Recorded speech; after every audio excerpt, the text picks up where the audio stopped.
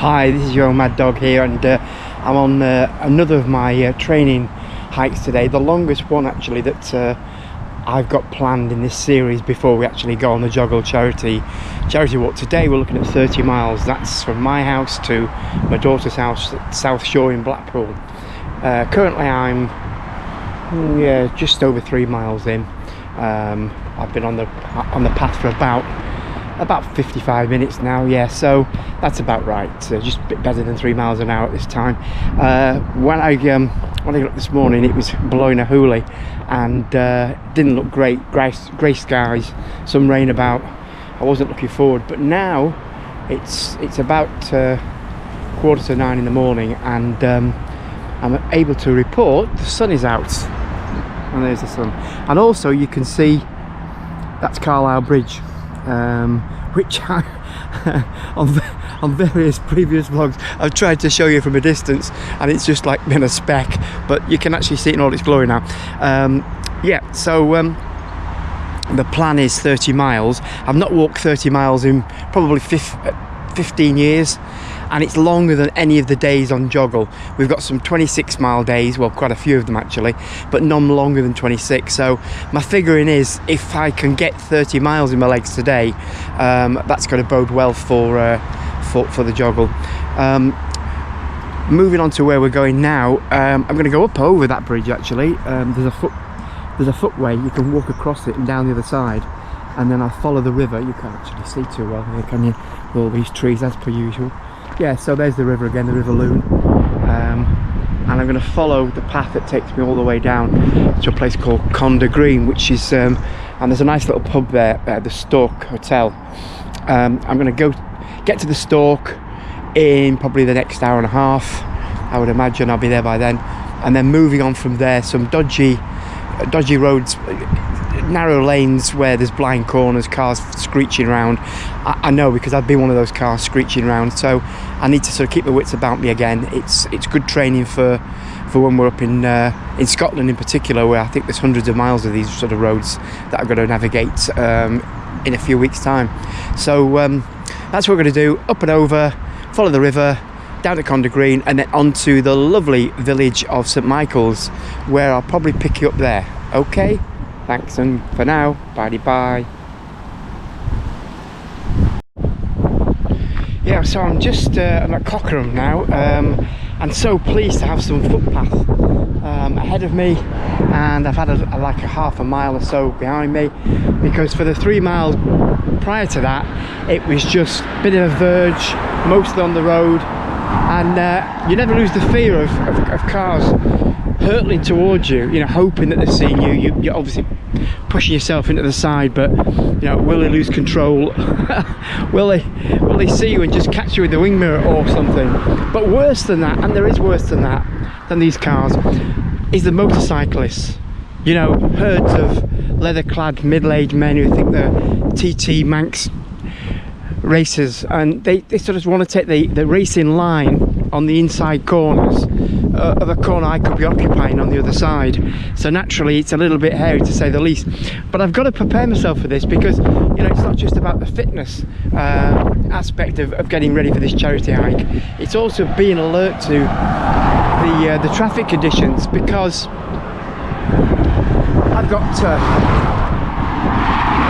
I've got hundreds of miles of this sort of roads, small roads, lanes that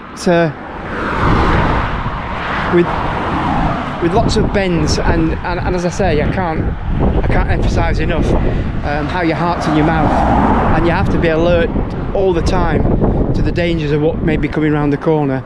Anyway, I've got another 10 miles now till I get to the bridge that I'm going to cross over into Poulton, and I'll probably get back to there, because I've got a little story about that bridge from my childhood. So I'm going to get my head down, best foot forward, and I'll get back to you then. Bye.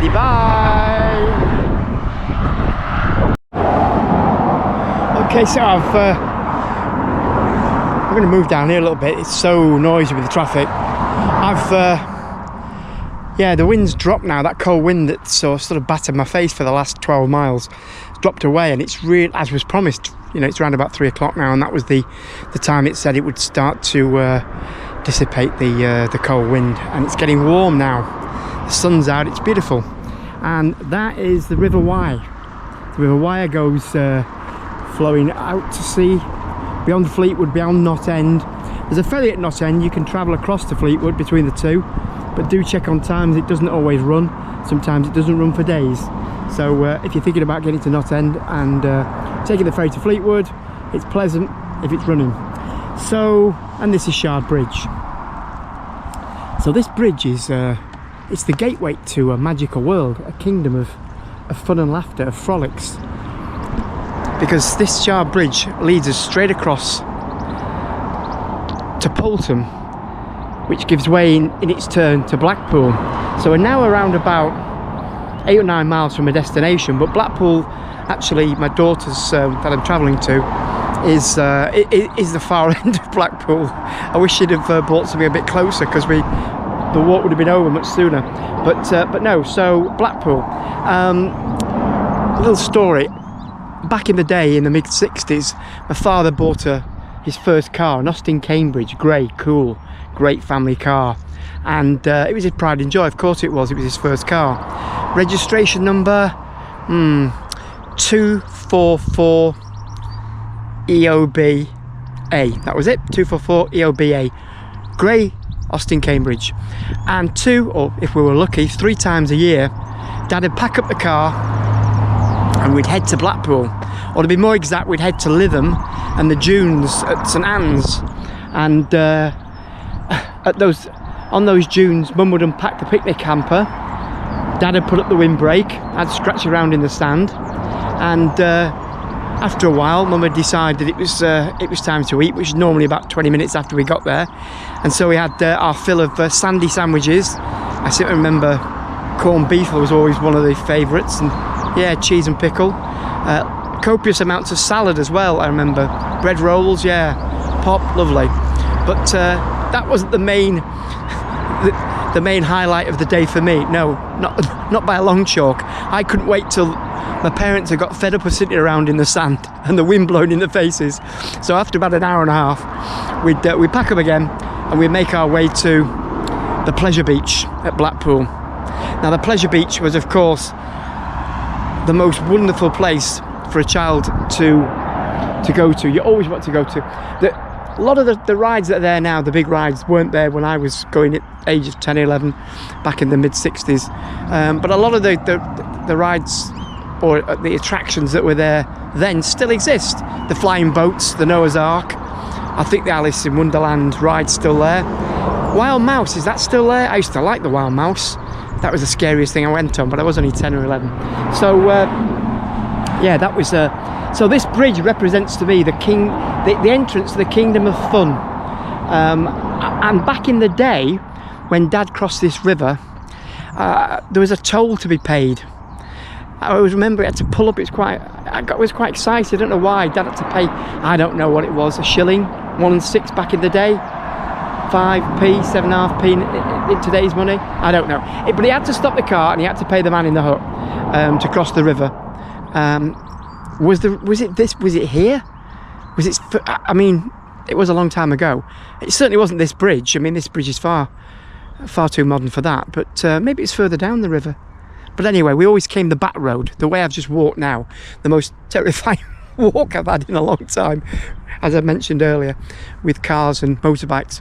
So yeah, magical place, this bridge for me, or at least the crossing of the river if it's not this bridge. Now, also,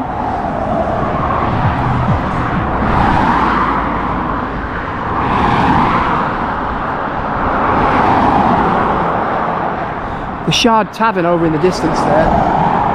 Although I think it's called something else now, but I think it's called the Shard Tavern or Shard Hotel. When we were there about 21, 22 years ago with some friends. And I saw the most spectacular and magical lightning storm I've ever seen in my life. And it all happened across there. Across as far as you can see, and obviously in the sky. Fantastic, and it went on it seemed to go on for hours, but it probably didn't. It probably went on for half an hour, maybe only 20 minutes, but it seemed a long time to us. And we just sat there with a drink in hand, spellbound. It was amazing. We were there with friends, very good friends of ours. At the time, we had the hotel in Blackpool that I may have mentioned. So that was magical also, the Shard Hotel. Out of sight here, even for me, I can't see it, but across the river on the other side of this bridge, not too far the other side, is the Wire Hotel. And I had a meal there with Shelley and her in-laws, and very pleasant meal there. And it was the first time I'd ever seen a wooden spoon with a number on it, which was to identify the diners. So they put the number on the wooden spoon, you went to the counter to order your meal, they took the number off your spoon, you put your spoon back in the receptacle. When they came, they knew which spoon was which number. Absolute genius. I've seen it since all over, but that was the first time I'd ever seen it. Sheer magic. Anyway, I think that's enough magic for one stop. I think I better get going. I've got about another 8, possibly 9 miles to do before I've finished. I'm feeling okay. The knees are a little bit sore and the feet are getting a little bit sore now, but they're expected to. We're sort of nearly, as I say, 22 and a half miles in, and we've been walking for just shy of 7 hours. So for now, bye-bye. Well, let's cut traffic pass. Bad timing. So exactly 26 miles we're on, and I've just got my first glimpse of the tower. I could see it virtually from my own house, but I've had to walk 26 miles and just over 8 hours to see it. And here it is, the world famous Blackpool Tower. Even you can see that on the horizon, surely, even with this little GoPro. That's looking good. So I guess another 4, possibly 5 miles will have me at my destination.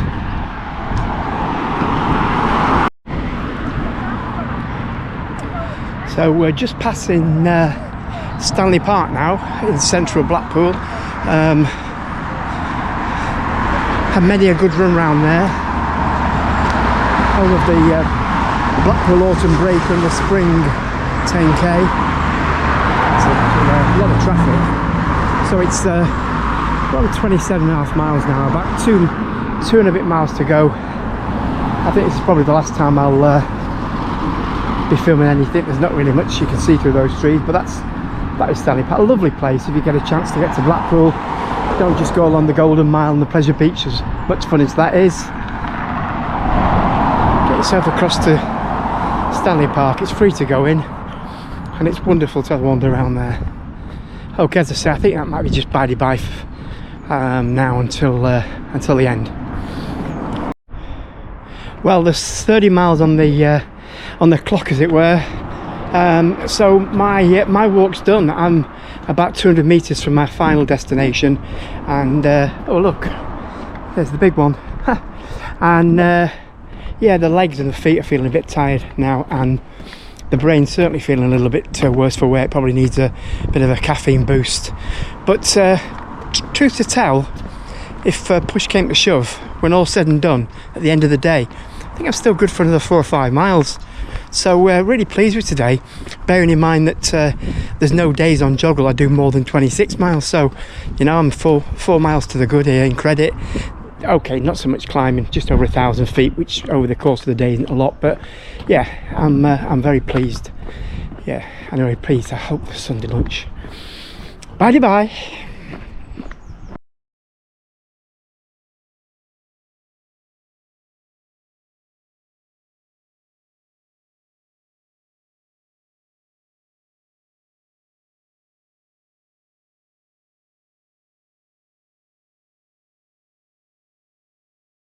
Keep lying when you ought to be truthing.